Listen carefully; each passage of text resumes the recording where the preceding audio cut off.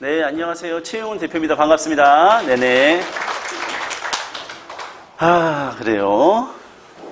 이거 포인트 넘기는 거가, 네. 자, 그래요. 아, 왜요? 동영상에서 저는 똑같은데, 그렇죠? 여기 있는 사진은 좀 다르긴 하지만은, 갈수록 뭐 살이 찌고 있어가지고. 그래요. 일단은, 제가 이제 최용훈입니다. 그렇죠? 예. 그래서 우리 귀파랑문의원이라는 이 브랜드를 이제 작년 초에 1월 달에 이제 제가 시작한 지는 1년 반밖에 안 됐잖아요. 그렇죠? 근데 이제 정말 시작하자마자 정말 그 뜨거운 반응. 네. 그래서 제가 봤을 때 뭐 압도적으로 뭐 대치, 목동 뭐 이런 지역들을 다 우리가 그래요. 네. 그래서 상당히 왜 우리가 이제 귀파랑문의원이 왜 이렇게 좋다고 하는지에 대해서 오늘 제가 설명을 드리면서 국어 공부를 어떻게 우리가 앞으로 할 거냐. 이제 그거 관련된 얘기가 사실 주된 얘기거든요. 그렇죠? 그러면서 우리 프로그램을 일단 곁들인다. 이런 느낌으로 제가 얘기하겠습니다. 그래서 오늘 한 50분? 1시간 정도 국어 공부 어떻게 해야 되지? 이런 느낌만 가지고 가도 성공하지 않냐. 이런 생각이 들어요. 그러면은 잠깐만요. 자, 자료집도 가지고 계신지는 모르겠지만 이거 같이 보면서 할게요.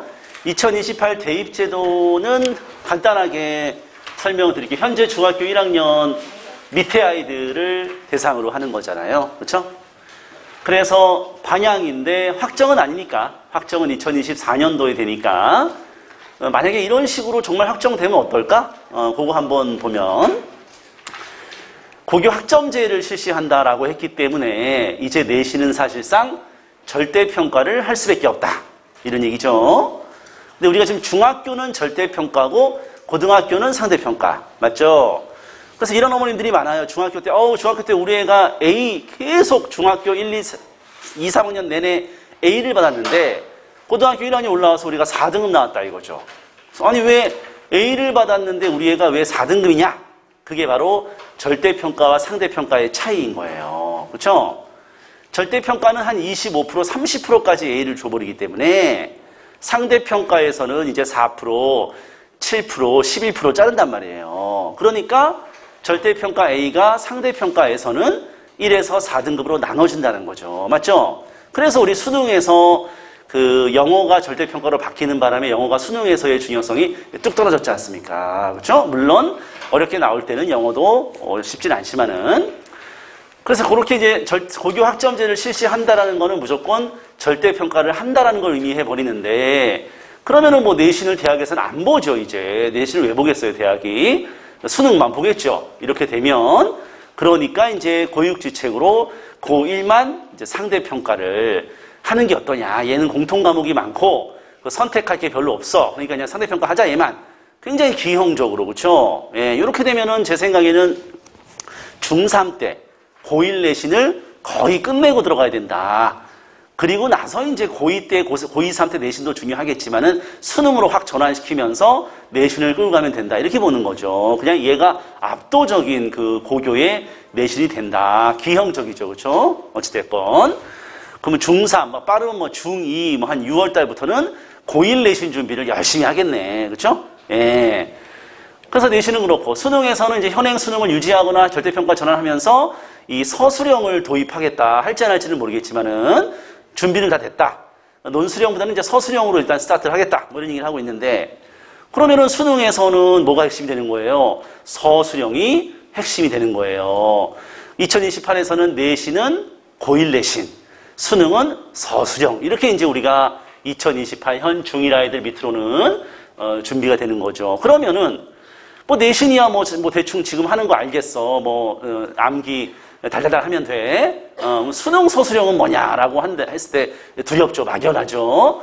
수능 서술형이라는 거 해서 뭐 크게 사실 달라지는 건 없는데 수능 국어 서술형에 서 중요한 건 그럼 뭐겠니? 라고 한다면 국어는 뭐예요? 결국은 어떤 지문이 나와도 그 지문을 이해하는 능력이 핵심이에요. 이게 바로 독해력이라고 하는 거죠. 어떤 지문이 나오더라도 읽고 다 이해할 수 있어. 그게 일단 첫 번째 능력입니다. 두 번째는 서술형이라는 건 결국 뭐예요?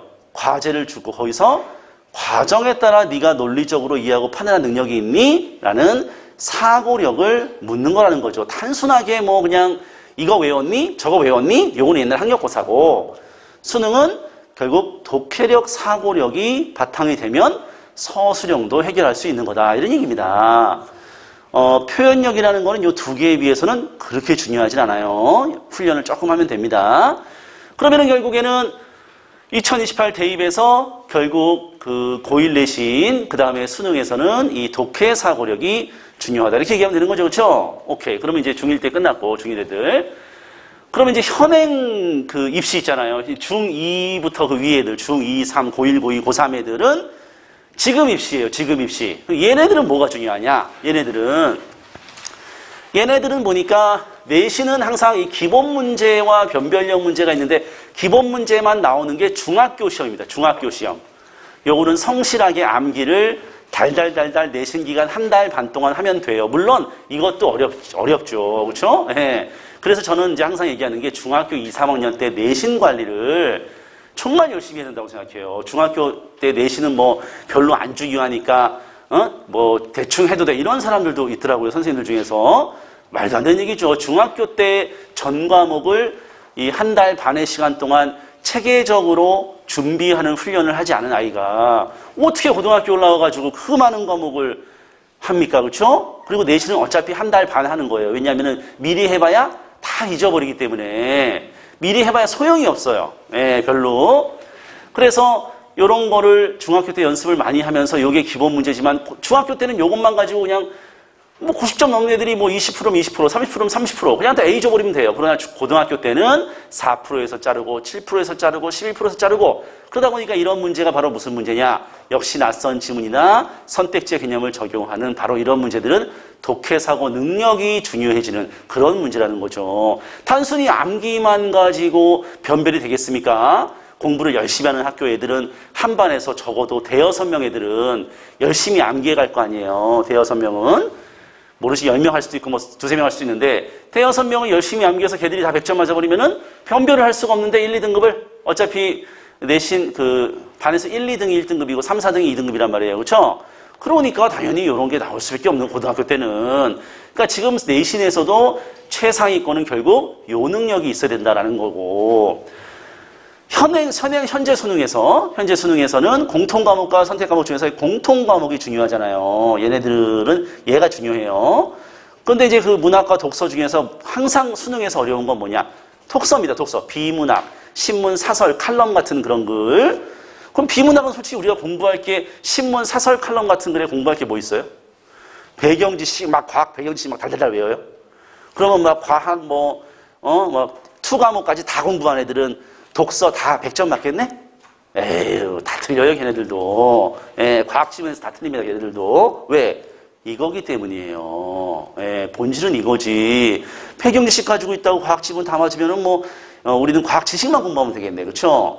그래서 요게 결국은 수능에서는 그냥 독서, 비문학이라고 하는 거 요게 그냥 핵심입니다. 현재 수능에서는.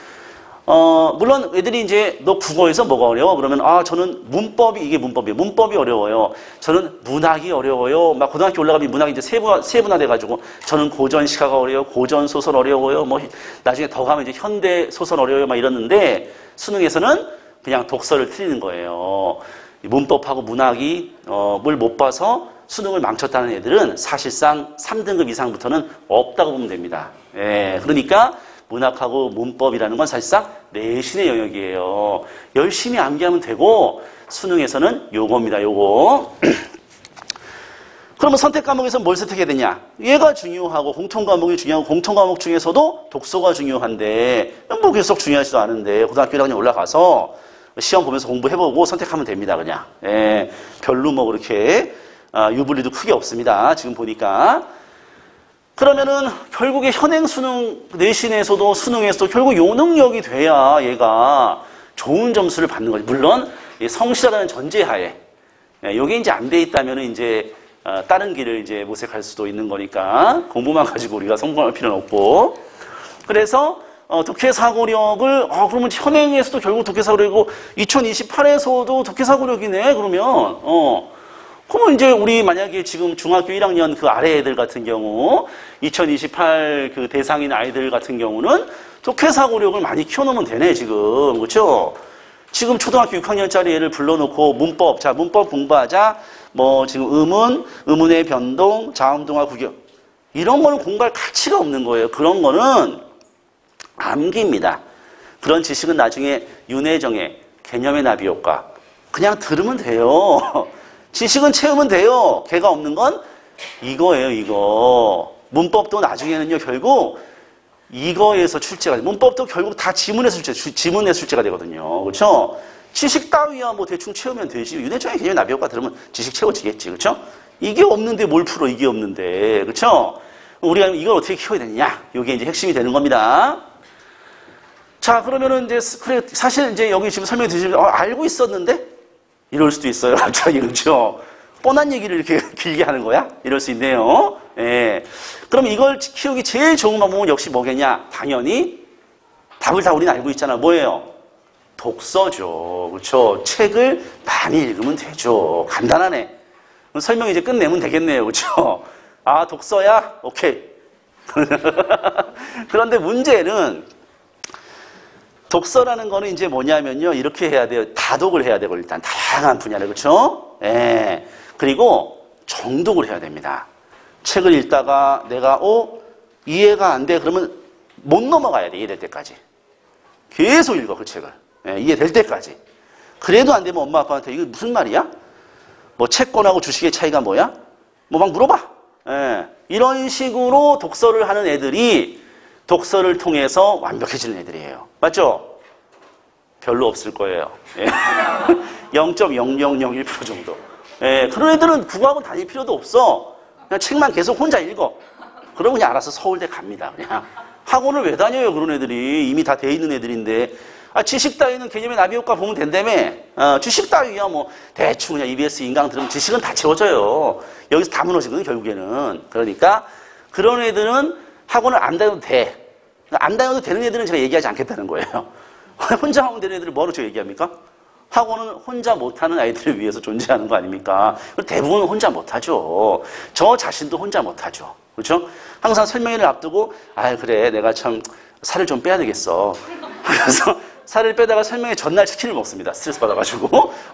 이게 인간인데 무슨 애기들 보고 무슨 의지력이 얼마나 있겠다고. 다 우리는 의지력이 없는 존재잖아요. 어차피. 그걸 보완해주는 게 학원 아닙니까? 그렇죠? 예, 그래서 우리 이제 애기도 제가 독서 논술학원을 이제 보냈어요. 왜냐하면 저는 중고등학교 논술을, 학원을 주로 운영하다 보니까 초등에는 관심이 없었단 말이에요. 그래서 초3 때 우리 아들을 이제 유명한 독서 논술학원에 보냈는데 엄청나게 어려운 책을 선정하는 거예요. 그 학원이. 제가 그 책을 딱 보는 순간, 우리 초등학교 3학년짜리 아들은 이 책을 못 읽는다. 바로 판단되죠, 제가. 나도 힘든데, 그 책을 읽기가. 나도 그 책을 집어가지고 한 5시간은 정독을 해야지 책의 한 60, 70% 정도 이해했다. 이거고, 한 3번 정도 읽으면 80, 90% 이해해요. 제가. 예. 그런데 우리 초3짜리 애들한테 그걸 준 거야. 이 학원이. 대단한 학원이래. 아주 잘한대. 유명해요. 그래가지고 제가 이제 관찰했죠. 아이고, 우리 아들이 저걸 어떻게 보는지 한번 보자. 딱 보니까 역시나 우리 아들이 학원 가기 2시간 전에 그 책을 이제 잡아요. 근데 막 읽어.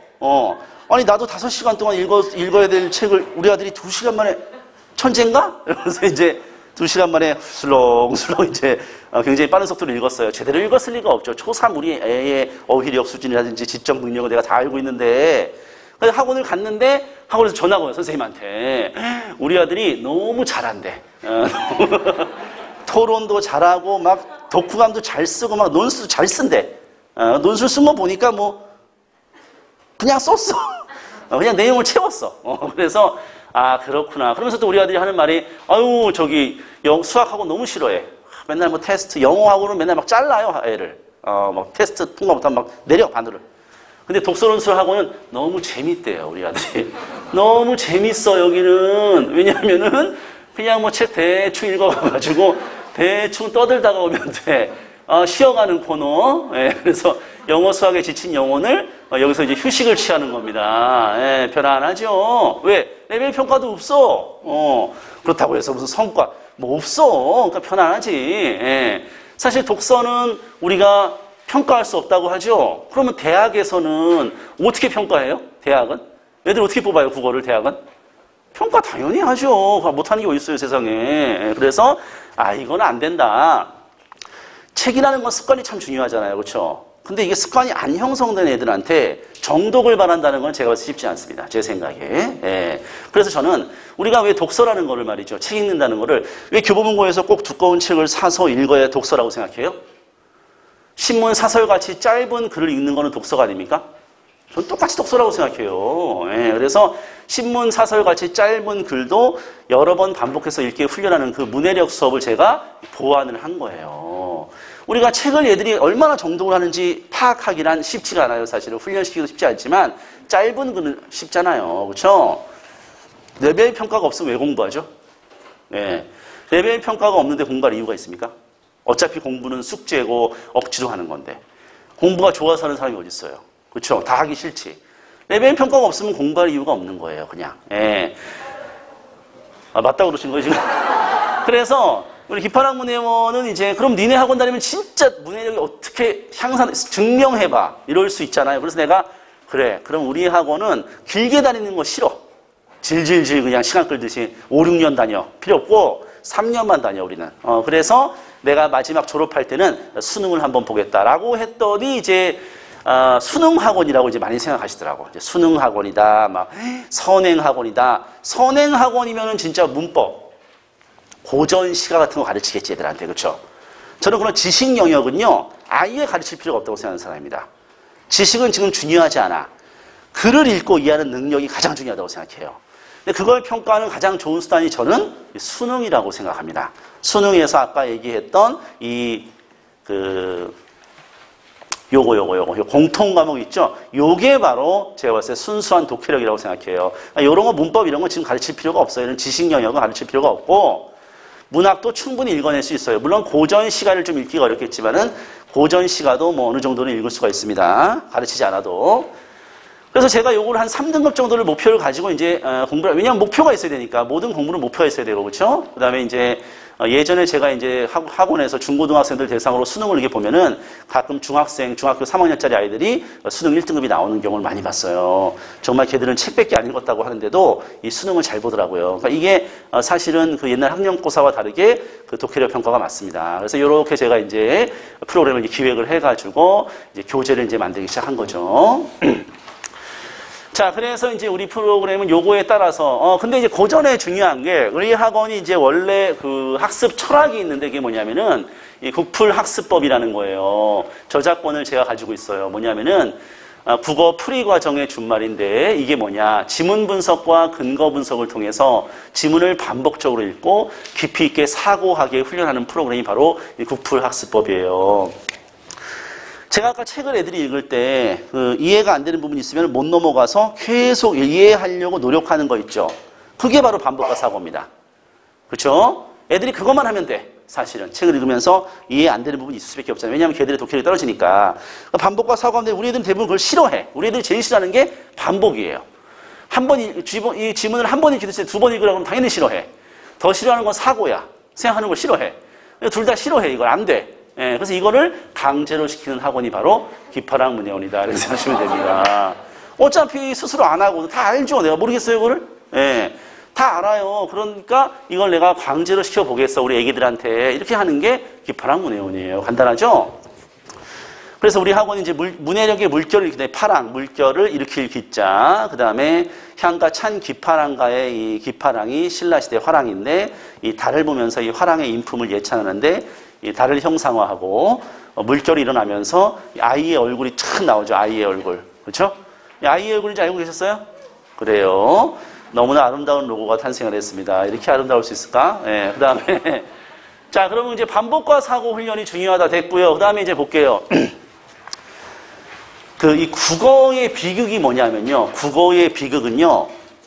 객관식 문제에서 비극이 출발을 합니다. 국어는. 예, 본질에 대해서 말씀드릴게요. 우리 애들은 이래봬도 우리나라에서 10에서 15년 정도 살은 원어민들입니다. 우리나라 애들은 원어민, 네이티브 스피커들이에요. 우리 애들은 전 세계에서 한국어를 제일 잘하는 애들이 우리 애들입니다. 그 때문에 이거를 대충 이렇게 풀라 그러면 쓱 읽어요, 지가. 그리고 선택지 3개를 딱딱딱 지웁니다, 이렇게. 둘 사이에서 엄청난 이제 갈등에 빠져요.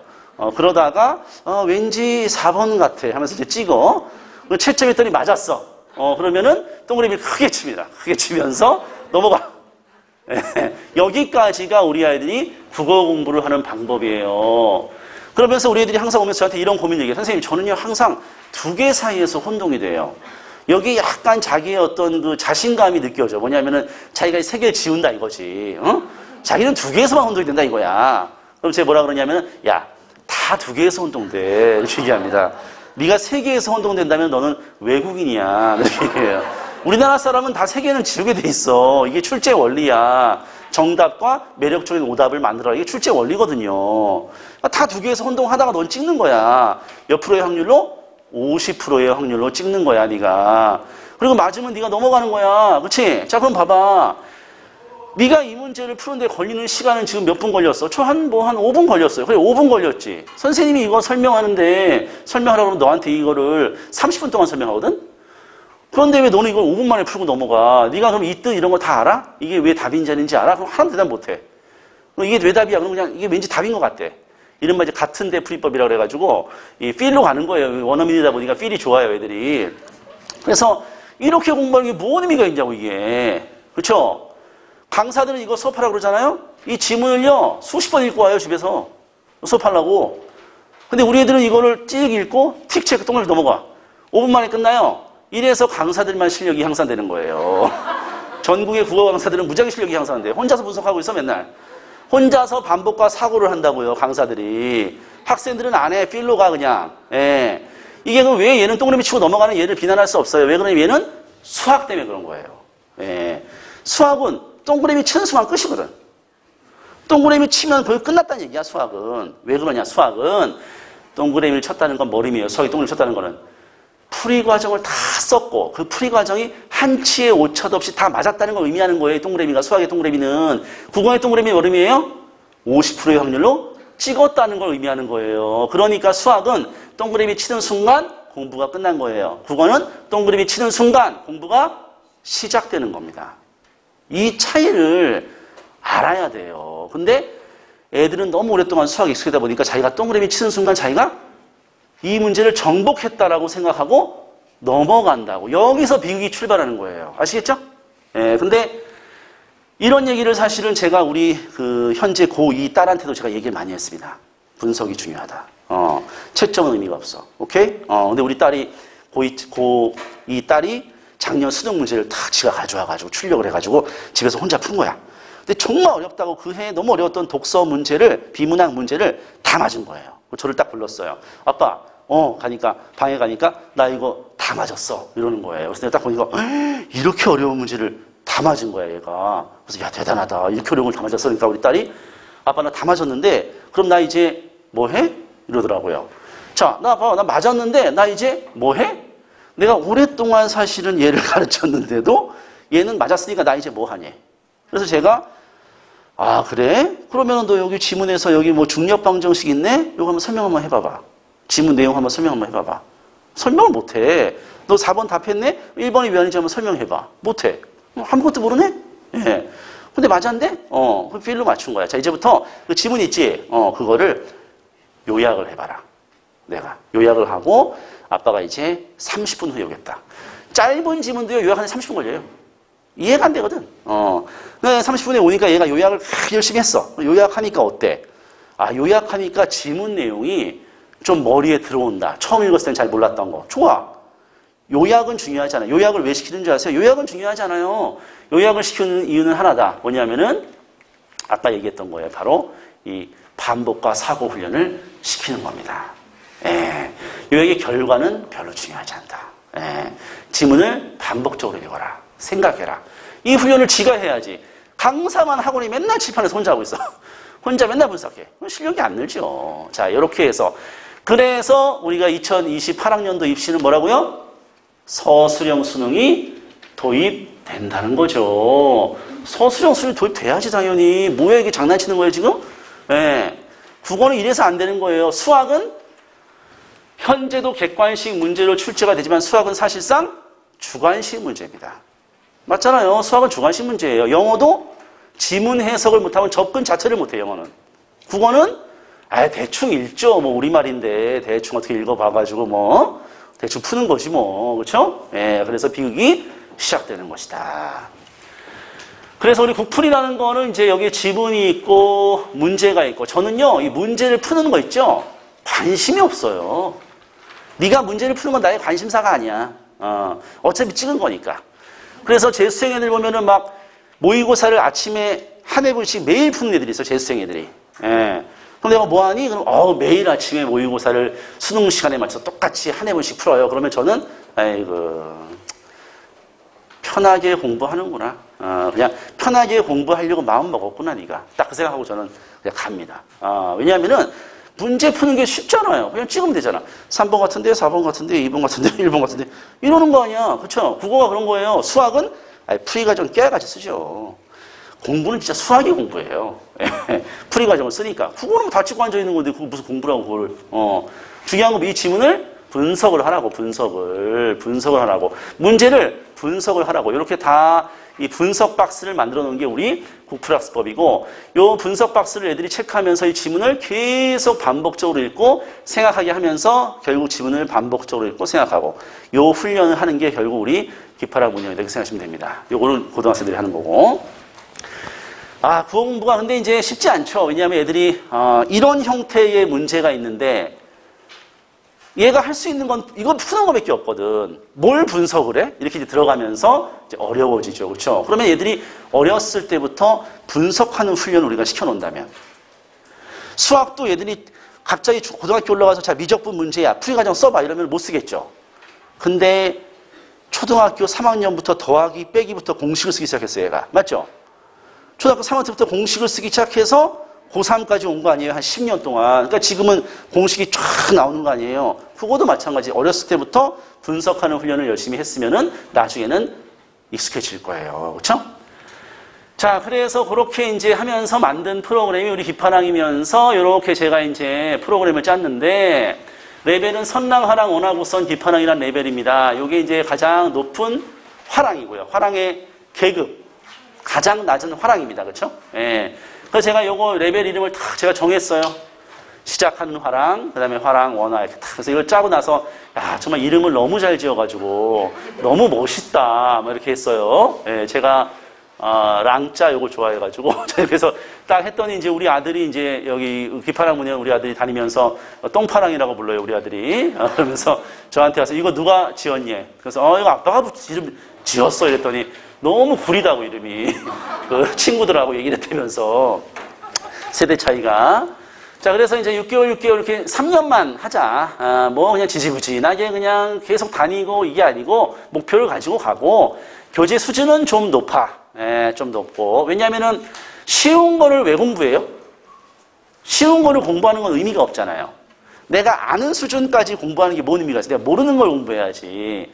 무학년제로 하자. 그 다음에 이제 커트라인은 이렇게 통과하면은 요 반으로 가도록 하자. 이렇게 해서 했는데, 일단은 제가 이제 생각한 거는 이제 4학년 때 시작을 해서 6학년 때 끝내거나 5학년 때 시작해서 중1 때 끝내는 걸로 저는 만들었습니다, 사실. 예. 그래서 우리가 기파랑에서는 내신을 아예 안 하기 때문에 사실상 중2, 3 때 다니기가 좀 쉽지 않습니다. 그래서 우리 애들이 초등학교 6학년짜리 애들이 들어오게 되면은 초6이나 중1 같은 경우는 우리가 테스트를 2개월마다 보거든요. 2개월마다. 그래서 이렇게 월반을 할 수 있게끔 그렇게 만들어 놨습니다. 예. 그 다음에 이제 커트라인이 30점만 넘으면 선낭반에 들어올 수가 있어요. 못 넘는 비율이 한 30%에서 40%가 이 30점을 못 넘습니다. 32문제인데, 애들이 대충 찍어도 4, 5문제 맞출 거 아니에요. 그렇죠? 4, 5문제만 풀면 30점이 나오거든요. 그러니까 4, 5문제도 못 풀어, 걔가 만약에? 그러면 걔는 수학 영재야. 제 생각에. 왜냐하면 수학을 잘하는 애들이 국어를 싫어해. 왜냐하면 수학은 딱딱 떨어지는데 국어는 지저분해, 문제가. 그래서 수학 영재들은 수학에 집중하면 됩니다. 어중간한 애들이 국어도 해야죠. 수학도 어중간한데 국어도 좀 국어라도 해야 뭐 대학 갈 거 아니에요. 그렇죠? 그래서 수학 영재들은 수학에 집중하시면 됩니다. 그래서 어쨌든 30점을 넘으면은 들어오는데, 근데 이제 이런 경우가 있죠. 막 초3짜리 애들도 시험을 보는 경우가 있어요. 초3. 저는 초3은 아직 한국인이 아니라고 생각합니다.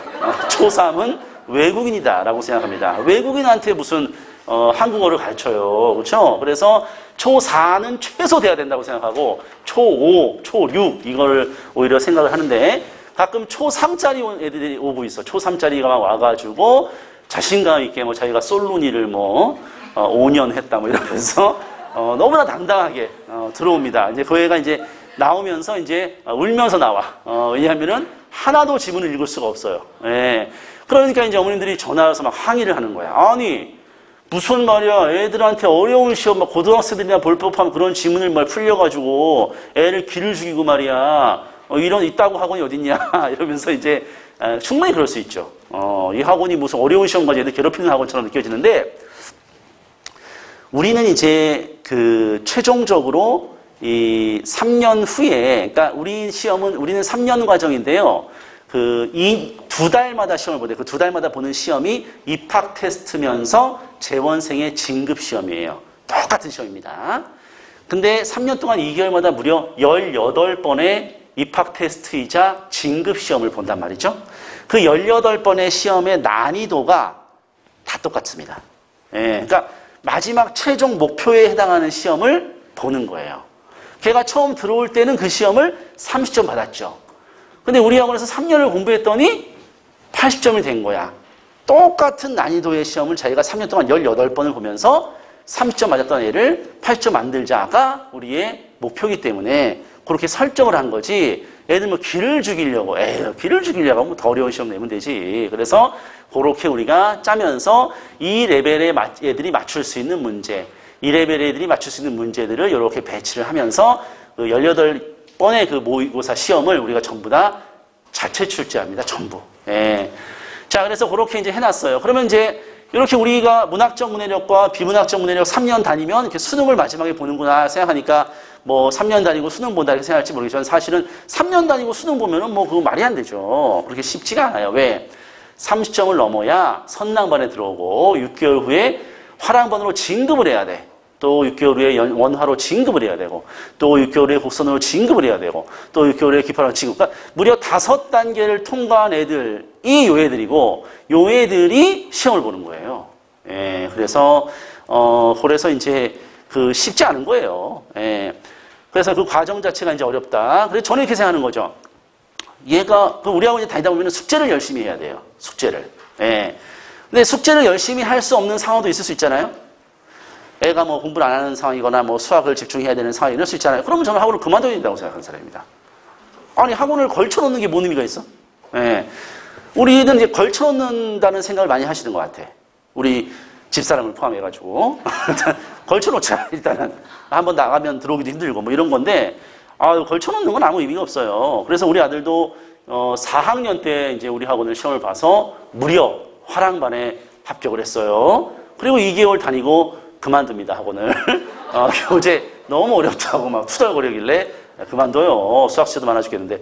그래가지고 다시 6개월 후에 우리가 초4 1월 달에 우리 아들은 적응을 못했지만 초4 7월 달에 우리 아들은 적응을 했습니다. 그래서 초등학교는 정말 6개월 단위로 아이들이 성장을 하는구나 그런 생각을 했는데 어찌됐든 힘들면은 그만두는 게 낫지. 뭐 걸쳐놓고 숙제도 안 해. 그럼 뭔 의미가 있어 학원이. 그렇죠? 그래서 이런 걸 만드는 거예요. 제가 이런 걸 만들어 놓은 이유가 야 다니는 동안은 열심히 해. 이거예요. 안 다닐 거면 그냥 다니지 마. 이렇게 생각합니다. 자, 그래서 이제 이렇게 하면서, 요거는 이제 작년 우리가 오픈을 했을 때, 요 기파랑반으로 들어온 애들이 있었습니다. 충격적으로. 예. 우리 시험을 내가 최종적인 시험을 낸다 그랬는데, 최종적으로 성적을 맞고 들어온 거야, 걔는. 그래가지고, 1년 다니고, 이제 얘네들은 졸업시험 본 거예요. 야, 너무 가슴 아픈 이야기예요. 무슨 놈의 학원이 1년 다니고 그만둬, 학원을. 그래서 이제 1년만 가르친 다음에 어쩔 수 없이 피눈물을 흘리면서 수능을 한번 봤어, 얘네들을. 그랬더니 얘네들이, 야, 이게 뭐, 전원, 7명 전원의 성적인데, 야, 진짜 수능이 나오네, 이게. 이러면서 깜짝 놀랐는데, 물론 얘네들은 뭐 애초에 그냥 입안으로 들어온 애들이니까, 그렇죠? 당연히 그럴 수밖에 없고, 얘네들이 이제 3년 후에 어느 정도의 성적을 내냐가 중요한 거지만, 저는 뭐 수능 3등급이 안 나오면은 수강료를 뭐 전액 3년치를 환불하겠다, 이런 말은 하지 않습니다. 그냥 보는 거예요, 졸업시험으로. 그래서 애들이 이게 수능이 내가 이렇게 어려운 글도 읽을 수 있어? 자신감 끝이야. 뭘 수능 3등급 나와야 돼요? 예, 말도 안 되지. 고3들도 수능 4등급 5등급 나오는 판에 초5짜리가 수능 3등급 나오면 고3 애들은 어떻게 살라는 얘기야. 그렇죠? 예, 그래서 그게 그냥 보는 겁니다. 수능 우리 수능학원이라는 그 오해는 버리시고, 신입생은 입학 테스트 탈락하면 2개월 후에 시험을 볼 수 있습니다. 예. 성적의 유효기간이 6개월이니까 합격증은 6개월 동안 보관이 되고요. 입학 테스트를 준비하는 방법은 따로 없죠. 예, 특별히 없으나 시중에 독해력 문제집 같은 거를 이제 많이 푸시는 것 같지만, 사실 독해력 문제집이라는 것도 보세요. 이렇게 딱 피면은 왼쪽에는 지문, 오른쪽에는 문제 한 5문제 이렇게 있잖아요. 그렇죠? 그럼 뭐 하는 거야? 쭉 지문 읽고 3번 같은데, 4번 같은데, 2번 같은데, 1번 같은데, 4번 같은데 이거잖아요. 그리고 5번 틀렸네, 해설지. 답이 여기 있었네, 이거야. 수능 그림 찾기예요. 이런 거는 의미가 없는 학습이란 말이에요, 사실상. 그럼 뭔 의미가 있어요, 독해력 문제 푸는 게? 아무 문제 의미가 없어요.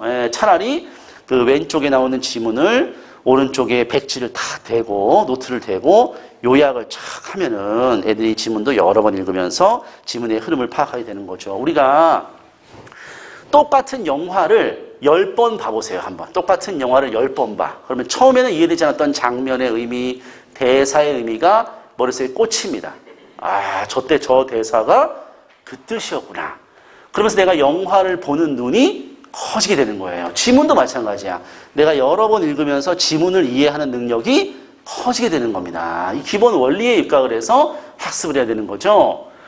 과정, 그럼 2개월 후에 입학 테스트 보면은 과정 중간에 입학하는데 별 문제 없냐? 우리 그 개념 파트가 계속 반복되거든요. 그래서 큰 문제가 없고, 각 6개월 과정마다 1에서 3개월까지만 입학을 받기 때문에 그 다음 과정으로 만약에 이제 7월에 못 들어오면은 9월에 또 못 들어오면은 이제 한 1월 정도로 들어오면 되고, 그렇게 하면 됩니다. 신입생들이 이렇게 들어와. 재원생들은 이제 뭐가 중요한 거예요? 진급이 중요한 거예요. 진급. 재원생들은 진급이 핵심이야. 6개월 동안의 진급 시험을 2개월마다 3번 봐요. 3번 중에 한 번만 통과하면 얘는 진급이 보장돼 버립니다. 그냥. 예. 그러니까 3번 중에 한 번 통과하면 돼요. 그리고 얘한테는, 이 재원생한테는 내신 점수가 반영돼. 내신 점수는 뭐냐? 주간 테스트 숙제 점수 20점을 반영해 준다 이거죠. 그래서 우리하고는 숙제가 중요하다고 그랬는데, 숙제가 뭐냐? 답을 찾아와야 된다. 자기가 답을 찾아오려면은 지문을 여러 번 읽어야 되죠. 그렇죠? 답을 찾아오면 주간 테스트는 100점을 맞게 돼 있어요. 그러면은 20점을 확보하면서 신입생에 비해서는 훨씬 쉽게 진급을 할 수 있게 되는 거예요. 진급 시험 떨어졌어요, 얘가. 3번 숙제를 안 해가지고 주간 테스트 못 봐가지고 이 점수가 떨어지고 3번 중에 한 번도 통과를 못했어. 그러면 얘는 이제 특강반으로 가서 특강반을 수강해요. 총 6개월 과정. 그럼 얘는 총 3년 과정이 아니라 3년 6개월 과정을 듣게 되는 거예요. 이를테면은 이 과정에서도 이제 2개월마다 이제 계속 시험을 봐서 올라갑니다. 근데 6개월 과정을 받고도 얘가 결국 진급 못했네. 그럼 얘는 이제 최종 탈락이 되면서 일단 집으로 갑니다. 얘는 수학 영재로 판명이 됐기 때문에 보다 수학에 집중을 하면서 2개월 또 후에 다시 입학 테스트를 응시할 수 있지만 기분 나빠서 오지 않을 거예요, 아마. 예. 그리고 이제 이런 과정 거쳐서 이제 최종적으로 졸업 시험을 보면서 그냥 졸업을 하게 되는 구조예요. 그래서 우리 애들이 다니는 동안에 열심히 하자. 다니기 힘들면 잠깐 스탑하자. 이런 개념으로 한 거지. 애들 괴롭힐 생각은 없습니다. 예. 자, 그 다음에 이제 우리 수업은 주간 테스트 10분. 이게 중요하다. 왜? 숙제의 답을 찾아와야 되거든요. 그렇죠? 독서논술은 2주에 걸쳐서 책 한 권을 하고, 그다음에 문해력 수업을 매주 진행을 하는데, 이 문해력에서 워크북 서바이벌이라는 문해 훈련에서 정답을 찾아야 집에 갈 수 있는 그런 이제 마지막 코너가 있습니다. 얘들이 집에 가기 위해서 지문을 계속 반복적으로 읽는 그런 아름다운 모습을 볼 수 있어요. 정말 애들이 집중력이 너무 높은 시간이야. 정말 아름다워요. 그런데 여기서 애들이 이걸 못 통과하면은 클리닉을 하고 갑니다. 그래서 우리가 학원이 주 1회 2시간 30분 주 1회 수업이지만 사실 대부분 클리닉을 하고 가거든요. 그래서 주 1회 3시간 수업이다라고 생각하시면은 적당하다. 그러면서 여러 가지 이제 프로그램들이 있지만 너무 복잡하니까 제가 교재를 보면서 설명을 할 건데, 일단 우리 독서논술의 이 선정도서를 보면 의외로 이런 말을 많이 해요. 우리 뭐 대치도이나 뭐 이런 데서도 아니 책이 너무 쉽다 이런 얘기 많이 합니다. 사실은. 예. 왜 그러면 아니 여기 상위권 애들이 많이 가는 것 같은데 왜 이렇게 책을 쉽게 했을까? 예. 그러니까 애초에 뭐 애들을 뭐 어렵게 해서 괴롭히고 이런 생각은 우리는 없는 거고 자 우리가 제가 얘기했죠. 책을 정말 자기가 스스로 정독을 하고 이렇게 즐기면서 책을 읽는 그런 아이들은 사실 안 다녀도 돼요. 독서논술학원을. 혼자 하면 돼요. 뭘 학원을 다녀. 그 시간에 수학하면 돼요. 영어하고. 그런데 우리 학원은 이제 오는 많은 아이들 중에 대부분이 이제 독서에 취미가 없는 애들이 많이 있다는 거죠. 제 생각에. 그러면 취미도 없는 애들을 총균세 이런 거 막 던져주면서 야 읽어와. 이러면 얘한테 독서는 끝이야 이제. 얘는 죽을 때까지 독서를 안 해요. 이제 유튜브만 들고 사는 거야. 얘가 독서에 흥미를 갖는 거는 초등학교 고학년, 중학교 1학년까지가 마지막인데 그때도 독서에 흥미를 못 가지면 이제 끝 아니에요. 독서가 얘한테 인생에서. 그래서 저는 이 흥미를 가지고 좀 책을 읽을 수 있는 중심으로 가라. 책을 고통스럽게 하지 마라. 우리는 짧은 문해력 지문이 어렵기 때문에 그거 가지고 애들을 컨트롤 시키면 되고 독서는 좀 그렇게 흥미를 붙일 수 있는 걸 중심으로 가라고 제가 했기 때문에 이렇게 한 겁니다. 그래서 애들이 이제 우리 학원 다니다 보면 책도 뭐 재미가 있네? 뭐 요 정도의 생각을 가질 수 있다면 충분하다. 이렇게 제가 생각하는 거죠.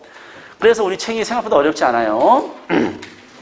그리고 어려운 책을 선정한다는 거는 걔가 그 책을 정독으로 3번 이상 읽고 학원에 온다는 것을 전제하는 거기 때문에 그 책을 대충 학원 오기 전에 읽는 거는요, 아무 의미가 없는 거예요, 그거는. 자, 그 다음에 이제 우리 교재가 이제 이렇게 독서논술 파트와 여기 추론적 이해까지가 1주차 수업이고, 여기가 2주차 수업, 그 다음에 문해력을 매주 수업하는 이런 교재, 여기 선난 교재를 끝나고, 이 선난 교재를 보시면 됩니다. 자, 그 다음에 요거 한번 설명을 간단하게 교재를 드리면, 일단은, 독서논술은 요 신문 읽기가 있어요. 매주 신문 읽고 선정 도서와 관련된 신문 읽기.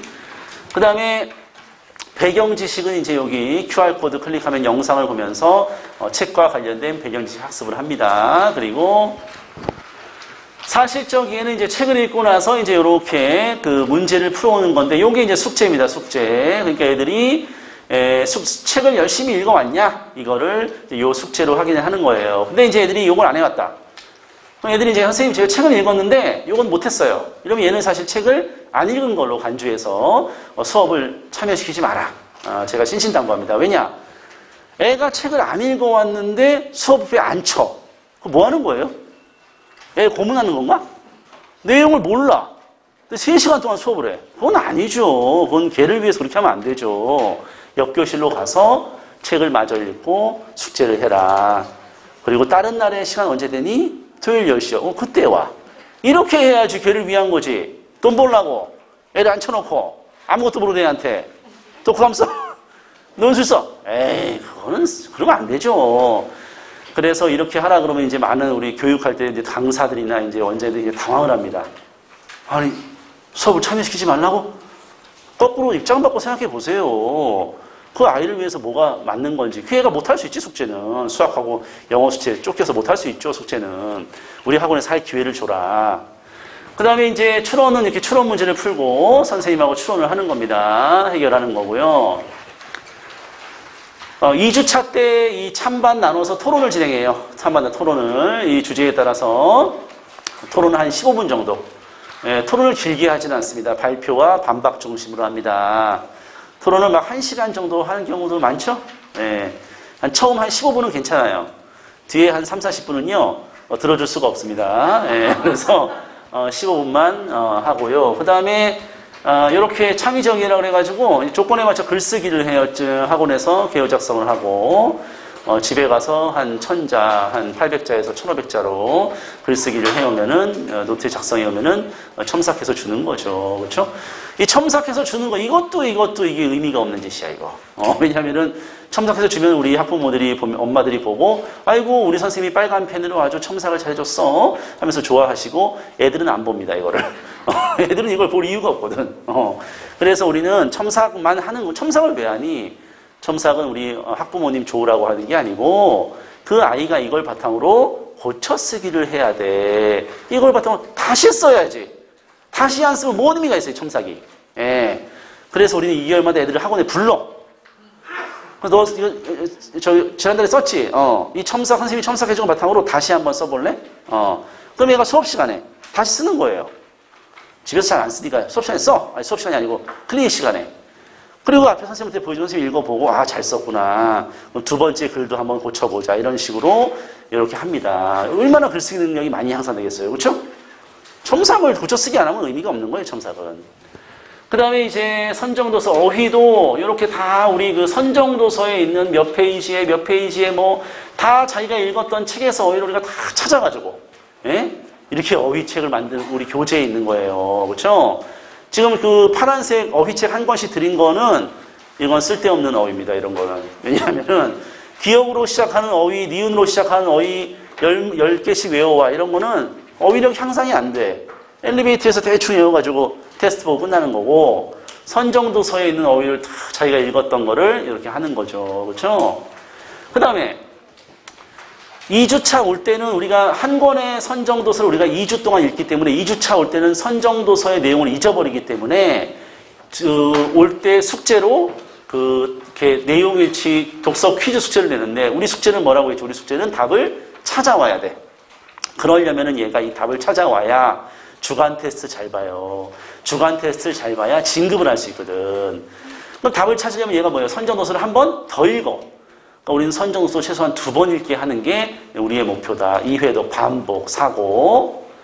그리고 애들이 이렇게 그 내용일치 문제를 별 생각 없이 풀어도 사실 요 선택지가 뭐냐면은 수능 30번 문제.